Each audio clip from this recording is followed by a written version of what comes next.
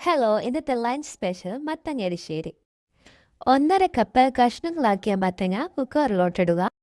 ഇനി അതിലേക്ക് നമുക്ക് നന്നായി കഴുകിയെടുത്ത സാമ്പാർ പരിപ്പ് ആ മത്തങ്ങ കഷ്ണങ്ങളോട് കൂടെ തന്നെ നമുക്ക് ഇട്ട് വേവിച്ചെടുക്കാവുന്നതാണ്. അതിൻ്റെ കൂടെ ഒരു തണ്ട് കറിവേപ്പില, 1/2 ടീസ്പൂൺ മഞ്ഞൾപ്പൊടി, 1 ടീസ്പൂൺ ഉപ്പ് ആവശ്യത്തിനനുസരിച്ച് നമ്മുടെ ടേസ്റ്റിനനുസരിച്ച് ഇടാം. ആവശ്യത്തിന് വെള്ളമൊഴിച്ചതിന് ശേഷം ഹൈ ഫ്ലെയിമിൽ 1 വിസിൽ വരുന്നത് വരെയും അതിനുശേഷം 10 മിനിറ്റ്സ് ലോ ടു മീഡിയം ഫ്ലെയിമിലും നമുക്ക് കുക്ക് ചെയ്തെടുക്കാം.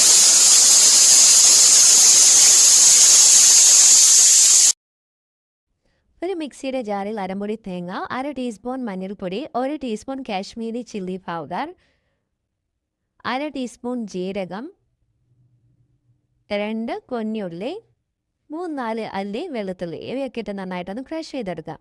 അപ്പോഴേക്കും നമ്മുടെ മത്തനും പരിപ്പും കൂടി ഇവിടെ നന്നായിട്ട് വെന്ത് വന്നിട്ടുണ്ട്. ഇത് നന്നായിട്ട് സ്മാഷ് ചെയ്തെടുക്കണം. അടുത്തതായി ഈ മിക്സർ നമ്മുടെ കറിയിലോട്ടിട്ട് നന്നായിട്ട് മിക്സ് ചെയ്യുക. ഇതൊരു തിള വരുന്നത് വരെ നമുക്ക് കുക്ക് ചെയ്തെടുത്താൽ മതിയാവും. അതിനുശേഷം ഗ്യാസ് ഓഫ് ചെയ്യാം.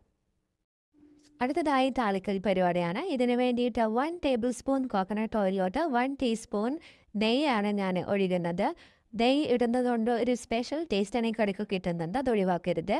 1 ടീസ്പൂൺ കടുക്, 3-4 ചെറിയ ഉള്ളി ചെറുതായി അരിഞ്ഞത്, കുറച്ച് കറിവേപ്പില, 1 കൈപ്പിടി ഗ്രേറ്റഡ് കോക്കനട്ട് ഇട്ട് നന്നായിട്ട് വറുക്കണം. കോക്കനട്ട് ക്രിസ്പ് ആവുന്നത് വരെ ഒന്ന് വറുക്കണം.